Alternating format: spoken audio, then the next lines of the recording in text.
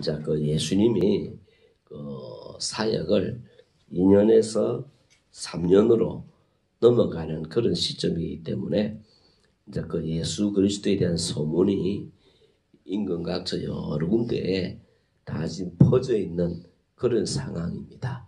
그래서 예수님 오늘도 게네사렛 땅에 이제 또 가시는데 이 방문이 처음이 아닙니다. 그래서 이미 이제 이 게네사렛 사람들은 그 예수님에 대해서 알고 있고 또 예수님이 능력과 이적을 베푸는 것들을 눈으로 봤던 그런 사람들입니다. 이해가 되시죠? 그 사람들이기 때문에 예수님이 다시 게네사렛 땅에 들어가니까 그 사람들이 36절에 35절에 보시면요. 그곳 사람들이 예수이신 줄을 알고 이래 놓지요. 그 예수님이 다시 오셨다라는 거지요. 그러니까 그들 머리에는 뭡니까? 또 수많은 능력과 이적과 이런 것들이 또 나타나겠다. 이런 어떤 기대감이 그들에게 생긴 겁니다. 근데 여기서 우리가 하나 관심을 가질 것은 예수님에 대해서 이렇게 안다 해서 이런 긍정적인 반응이 일어나는 것은 아니에요. 왜냐하면 15장을 한번 보십시오. 15장에 보면요. 똑같은 상황이거든요.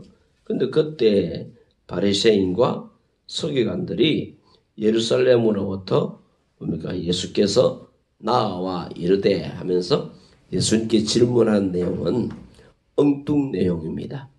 그 게네사렛 사람들처럼 뭐 예수님을 긍정적으로 이렇게 알기 위해서 하는 것이 아니고 이들은 예수님에게 논쟁을 하고 트집을 잡고 예수님을 코너로 몰기 위해서 하는 것을 봅니다. 그래서 우리가 예수님에 대해서 어떤 정보와 지식을 가지고 있느냐는 것은 굉장히 중요합니다. 우리가 사람도 우리가 알 때 우리가 대충 알면요. 그냥 대충 대해요. 근데 우리가 속으로 그 사람을 정말로 이렇게 뭡니까? 존경한다든지 그 사람을 우리가 어떻게 하면은 그 사람 앞에서 행동을 어떻게 합니까? 우리가 조심스럽게 하고 또 이렇게 높여드리는 그런 것들이 우리에게 드러나잖아요. 그래서 예수 그리스도에 대해서 우리가 교회를 다니면서 이 주님에 대해서 어떻게 평가하고 주님을 어떻게 알고 있냐에 따라서 다릅니다. 극단적으로 말씀을 드려서 정상적인 사람은 예수님을 위해 예배합니다. 예배를 통해서 주님께 영광을 돌려드리고 주님을 높여드리고 그러하기 위해서는 자기를 낮추고 하나님 앞에서 겸손하게 그렇게 예배를 드립니다. 그런데 그렇지 못한 분들은 거꾸로 해요. 자기가 더 중요한 거예요. 우리가 예배를 드리는 예수님이 중요한 게 아니고 내가 더 중요한 거예요.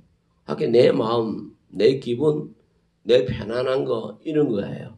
예배를 주를 위해서 드리면서 이래 돼야 되는데 예배가 장난인 거지요. 마음속에 하나님을 사랑하는 마음도 없고 마음속에 하나님을 공경하는 마음도 없고 그냥 뭡니까? 자기로 가득 차가 있는 거예요.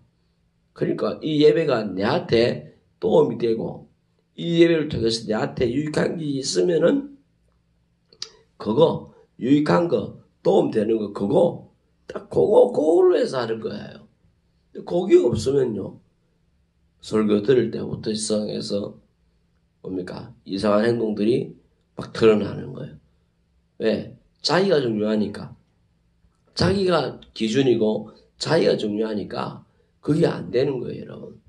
그래서 우리가 이 바리새인들과 이 서기관들 같이 지식은 가지고 있는데 이 신앙이 따르지 못하는 사람들, 알고는 있는데 마음이 없는 사람들, 입으로는 예수님 말씀하기를 입으로는 뭡니까? 공경하면서도 마음에는 뭡니까? 그런 것이 하나도 없는 이런 뭡니까? 잘못된 이런 우리가 신앙관을 가지는 것은 안 된다. 그래서 이 게네사렛 사람들처럼 오늘 어떻게 하는가 보십시오. 그곳 사람들이 예수이신 줄 알고, 그 다음 행동 봐요. 참 중요해요. 그 다음 행동 가면 그 근방에, 그죠? 그 근방에 두루 통지하여, 여기 통지하여란 말은요, 사도를 보내어 사람을 보내어 소식을 알린다라는 뜻입니다. 그게 뭔가 하면 일일이 사람들을 다 이렇게 만나면서 그 예수님 오셨다. 예수님 오셨다. 그 아픈 자들은 다 나오느라 하면서 일일이 사람을 만나면서 돌아다니면서 예수님을 대한 뭡니까? 알렸다라는 거죠. 오늘 지금 뭐 했어요, 여러분? 전도입니다. 이게 굉장히 중요한 거예요, 여러분. 그래서 우리가 성경을 읽어보면은 그 하나님의 역사가 일어날 때 우리 사람의 어떤 도움이 필요하다면 이상한데 하나님 사람의 도움을 통해서 일들을 굉장히 많이 하십니다. 여러분 마가복음 2장에도 자기 힘으로 걷지 못하는 중풍병자가 있었지요. 친구들이 뭡니까? 들것에 들고 지붕을 뚫고 내려오기 때문에 그 역사가 또 일어났지요. 그죠? 이런 일들이 많이 일어나는 거예요. 그래서 오늘 이 게네사렛 사람들이 두루 통지했다라는 거, 두루 통지했다라는 거, 또 자기 스스로 나오지 못하는 사람들은 그게 봐봐요. 모든 병든 자를 예수께 데리고 와서 병이 들었으니까 자기 발로 못 올 거 아닙니까? 그러니까 뭡니까? 다 데리고 함께 왔다라고 보지요. 자, 이거를 영적으로 우리 해석을 해보면은 이 시대에 아마 아프면 다 병원을 다가니까 그런데 뭐 병원에서 치료할 병도 있겠지만은 예수님을 만나야 치료될 병도 있습니다. 그래서 그런 것들을 우리가 하나님 앞에서 도와야 될 것이고, 그 다음에 이 병들다 사람이 육체만 병듭니까? 마음이 병든 자들, 심령이 병든 자들, 특히 요즘 같은 경우는 여러분 조금만 대화해보면 이거 이상하다, 이 정신이 이상한 분들이 의외로 많아요. 어떤 죄책감에 시달린 사람도 있고 또 열등감에 시달린 사람도 있고 또 내 탓이요 하는 사람도 있고 또 원망하는 사람도 있고 여러 가지예요. 사람을 만나서 대화를 해보면요 다 다르더라고요. 우리가 똑같은 말을 하는데도 어떤 사람은 사실 그대로 말을 하는 사람이 있고 어떤 사람은 그 사실에 플러스 자기 감정을 실어가고 말하는 사람들이 있고 또 어떤 사람은 뭡니까? 남 핑계를 대면서 지 하고 싶은 말 다 하는 사람이 있고 또 어떤 사람은 없는데도 만들어가고 하는 사람도 있고 이 말이 다 달라요. 여러분 이제 사람을 우리가 접하면서 이 사람은 말을 어떻게 하는 사람이다라는 것을 아셔야 돼요. 그걸 모르면은 이제 좀 손해 많이 보지요. 결정적일 때. 그래서 여러분이 이 사람은 언어가 정결하다. 이 사람은 언어가 부정하다. 이 사람은 언어가 거짓되다. 이 사람은 우리가 믿을 만하다. 이 사람은 앞에서 일하는데 뒤에서는 잘한다. 아니면 이 사람은 속 다르고 겉 다르다. 이런 것들을 여러분이 잘 분별하셔야 됩니다. 그래서 그냥 귀에 들리는 말이 다가 아닙니다. 그거 여러분이 꼭 아시고 이 마지막 때 신앙생활을 해야 됩니다. 성경적으로 보면은 선지자들보다도 거짓 선지자들이 뭐 했겠어요? 말을 더 잘하고 우리 교인들 입맛에 딱 맞는 설교를 했습니다. 이스라엘 백성들 보십시오. 지금 나라가 곧 망할 거 아닙니까? 근데 거짓 선지자들 뭐라 했습니까? 안 망한다. 그러니까 여러분 어느 말이 듣기 좋아요? 망한다 말이 듣기 좋아요? 안 망한다 말이 듣기 좋아요? 그러니까 여러분 포로로 끌려갔어요. 자, 포로로 끌려갔어요. 근데 선지자들은 야, 그 집 짓고 오래 산다. 퍼지고 이래라. 근데 거짓 선지자들은요. 아니다. 금방 돌아간다. 짐도 풀지 마라. 어느 게 듣기 좋아요, 여러분? 금방 돌아간다지요. 네. 이 시대에 거짓 선지자들이 없다고 생각하십니까? 가라지가 없다고 생각합니까? 거짓 성도도 있고 거짓 선지자도 있고 거짓된 교회도 있습니다. 다르게 말하면 거짓 목사도 있고요. 예, 거짓도 있다라는 거예요. 조금 더 많을 수도 있어요. 그럼 이걸 우리가 어떻게 분별하느냐라는 겁니다. 말과 행동을 볼 수밖에 없는 거예요, 여러분. 다르게는 볼 수 없어요, 여러분. 그러니까 여러분 이걸 잘 분별하셔서 여러분이 아셔야 되고, 특별히 교회에서 직분을 가진 분들은 잘 이거 하셔야 돼요. 저 같은 경우는 누가 한 사람이 딱 오면은 초비상사태, 요새는 하도 이단들도 많고 하도 뭐 희한한 사람들이 많잖아요. 그러니까 그걸 말은 안 하지만 이리저리 살펴보고 이리저리 보고 연구도 해보고 그래 하는 거예요. 그래서 우리가 예수님이 말씀하실 때 말세 뭘 제일 조심해야 했습니까? 사람. 예수님이 마지막 때 사람을 제일 조심해야 했습니다.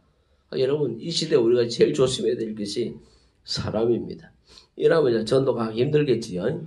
그럼에도 불구하고 우리는 사람에게 알려야 되고 사람을 예수님께 데려올 수 있는 이 전도자의 삶은 우리가 회복을 해야 된다는 겁니다. 아멘. 여러분 말세일수록 전도합시다. 그죠? 저는 이렇게 생각합니다. 2018년은 예측하기를 더 모든 분야가 다 어렵다고 생각합니다. 그게 그래 될 수밖에 없는 게 여러분 우리나라가 70년대나 이때는 경제 성장이 몇 프로씩 됐습니까 여러분? 10%. 그죠? 맞지? 그 정도 했거든요. 그죠? 정원님. 거기 10%나 뭐 10몇 프로 이래 성장할 때는 일자리도 많고 그때는 뭡니까? 막 풍성했어요. 근데 지금은 여러분 2%입니다. 2%. 2% 성장한다니까요. 그렇게 일자리가 없어요. 이건 어려운 게 정상이에요. 우리가 짧은 시간에 나라가 과도적으로 확 성장해 나니까 그때 그거에서 확 늘어난 거 이걸 좀 생각해 갖고 이래야 하는데 지금 국민소득이라든지 경제 성장 비율을 보면은 이렇게 어려운 게 정상이에요. 아마 내년에는 더 어려울 거예요. 물가라든지 경제 지표가 분명히 더 어려울 것이라고 지금 예견이 다 나와요. 그런데요, 교회도 어려울 것이다라고 많은 사람들이 이야기를 합니다. 네. 그런데 우리가 어려우면 어려움만 있겠습니까? 그 안에 하나님의 백성들을 향한 주의 뭡니까? 더 세미한 손길과 도우심이 저는 더 많이 있을 것이라고 믿습니다. 우리가 그 줄기를 타야 돼요. 우리가 이 세상 세파에 살아가는 사람들이 아니고 우리가 하나님의 그 만나를 먹고 살아가는 하나님의 백성인데 여러분 너무 세상과 우리 귀에 들어오는 정보만으로 우리가 예측하지 말고 하늘의 음성을 좀 듣고 여러분 주님이 우리에게 뭐라 하시는가 주님이 이 우리의 역사를 어떻게 끌고 가시는가 한번 보자고요. 예, 트럼프 뜻대로 되는가 김정은이 뜻대로 되는가 뭐 평창 갖고 지금 장난하는 거 없는데 이게 뭡니까 어떻게 되는가 또 우리 문재인 대통령식으로 되는가 스전펑식으로 되는가 한번 우리가 보자고요. 하나님이 어떻게 하시는지 우리가 보면서 기도하면서 살아가자라는 겁니다. 그래서 교회가 마지막 때 꼭 해야 될 게 기도와 전도입니다. 기도 안 하면 이거 안 됩니다, 여러분. 그래서 여러분 우리가 뭐 산에 가서 어떻게 기도하는 것도 중요하겠지만은 여러분 제가 부탁을 드리는 것은 올해는 꾸준하게 기도를 한번 해보십시오. 기도를 한 번에만 많이 하는 것도 뭐 좋겠지 의미가 있겠지요. 근데 하루에 5분이라도 꾸준하게 여러분 기도를 한번 해보십시오. 하나님 그걸 기뻐하실 겁니다. 저는 그렇게 생각합니다. 꾸준하게. 하고 제가 다시 한번 부탁드리지만 우리가 지금 잘하고 있거든요. 너무 잘하려 하지 말았고요. 자기 스스로 자기를 만족 못해갖고 나는 더 잘해야 된다. 나는 더 해야 된다. 1등 해야 된다. 막 이러거든요. 그래 하지 말았고요. 그래 끝자를 그래 하지 말았고요. 자기를 보면서 칭찬도 해라고. 내 이만 마음 못됐다. 잘한다. 내가 나를 칭찬해주면 누가 나 칭찬하겠습니까? 여기 여러분 조금 여유를 가지고 그렇게 살아가자라는 거예요. 그 신앙생활도 그냥요 꾸준하게 일하십시오. 이랬다 하지 말고 꾸준하게 이게요 보통 은혜가 아닙니다. 아플 수도 있고 여러 가지 변수가 있잖아요. 그럼에도 불구하고 주님 앞에서 꾸준하게 할 수 있다는 하나님의 은혜입니다. 이게 진짜 하나님의 은혜입니다. 이스라엘 백성들 보십시오. 광야에서 매일 아침에 나가고 만나 거두오는 거. 매일 아침에 나가서 그죠? 만나 거두오는 거 이거예요, 여러분. 하루 종일도 아니에요. 새벽에 나가서 하루 먹을 만나 거두오는 그거예요. 오늘날 우리에게 필요한 게 그거예요, 여러분. 오늘 하루를 살아가는 그 필요한 은혜를 우리가 아침에 주님한테 와서 받아가는 거. 5분도 좋고 10분도 좋고 1분도 좋고 늘 주님 앞에서 그렇게 의지하고 공급받는 그 사세가 되게 돼요, 여러분. 시편 1편에 보십시오. 복 있는 사람은 악인의 머리를 나가지요. 바람에 나는 겨와 같다 했지요. 근데 우리 의인은 뭐라 했습니까? 시냇가에 심은 나무라 했습니다. 즉 뭐예요? 나무는 뭐예요, 여러분? 물을 공급받고 햇빛을 공급받고 공급받아야 살아가는 거예요. 우리 하나님의 백성들은 나무예요. 공급받아야 살아가는 거예요. 제가 늘 이야기하죠. 신앙은 노력하는 것이 아닙니다. 신앙은 노력하는 것이 아니고 신앙은 의지하고 공급받는 겁니다. 이걸 머리에 딱 새겨 놓으세요. 신앙생활은 내가 열심히 한다고 되는 게 아니라니까, 여러분.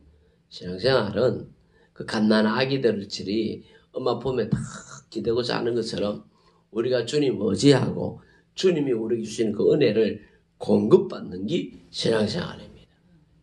예, 시냇가에 심은 나무라 했거든요. 우리 힘으로 되는 게 아니에요. 그 주님이 주시는 공급해 주시는 그 뭡니까? 생명줄을 따라서 오늘 우리에게 영양분, 복이 많아야 여러분 우리가 열매를 맺는 거예요. 그래서 내가 어떻게 하려 하지 마시고 올해는 잘 되거나 못 되거나 관계없이 우리 모두 다 예수 그리스도 우리 주님을 의지합시다.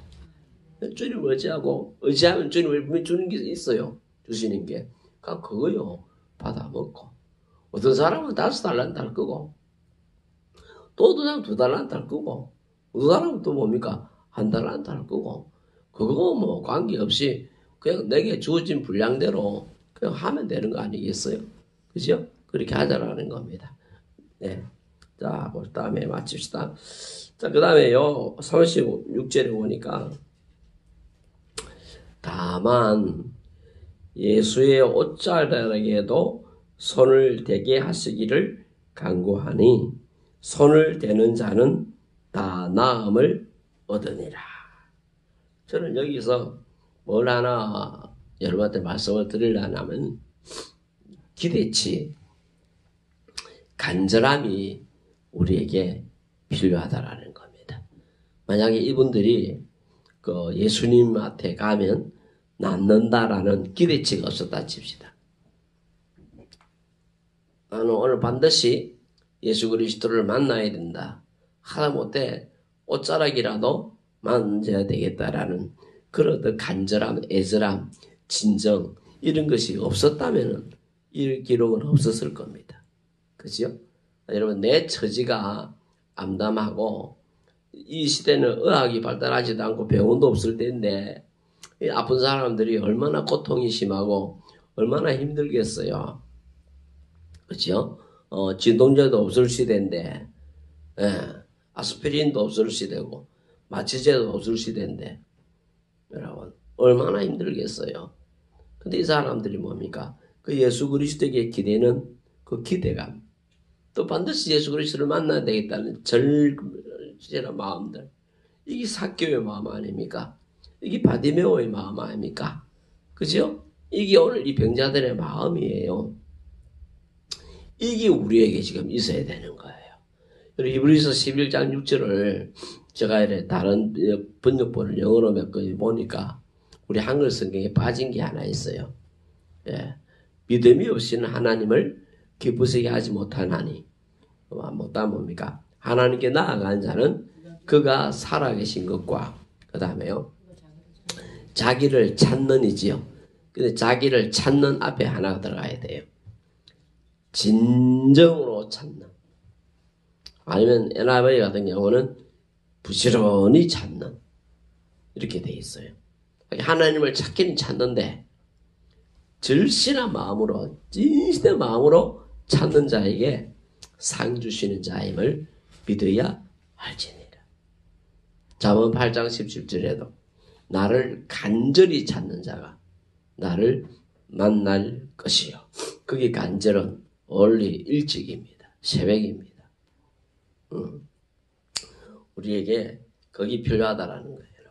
그래서 우리가 이 새벽에도 나왔는데 기도합시다. 하나님, 내 마음에 주님을 많이 기대하는, 주님이 내게 어떤 그 일들을 많이 하시겠다라는 그 기대, 그리고 우리에게 주님을 내가 만나야 했던 갈망, 간절함, 진정, 이런 것이 우리 안에 일어나도록 주님이 주셔야 안 되겠습니까? 그래서 그래야 이모가 될 것 같아요. 그래서 여러분 그런 신앙인이 될 수 있도록 우리가 노력했으면 좋겠습니다. 자, 꼭 기억합시다. 예수님을 알고 그 다음에 예수님을 알리고 사람들을 데리고 왔고 또 기대하면서 만나기를 옷가락이라도 만지기를 간절히 했던 사람들에 의해서 예수님이 역사가 일어나는 겁니다. 그분은 전능하신 하나님입니다. 우리에 의해서 달라지는 것이 아니고 그분 스스로 권위가 있고 그분 스스로 능력이 있고 그분 스스로 계신 분입니다. 문제는 우리가 다가가면 되는 겁니다. 우리가 가서 옷깃이라도 만지면 되는 겁니다. 우리가 주의 이름을 부르면 되는 겁니다. 여러분 베드로처럼 물에 빠져들어가도 바다에 빠져들어가도 예수 이름을 부르면은 주님이 건져 주십니다. 그래서 여러분 올해는 주님을 전적으로 의지하여서 주님이 공급해 주신 은혜를 많이 받아서 어느 해보다도 많이 성장하고 성숙하는 그런 해가 되시기를 바랍니다. 기도하겠습니다.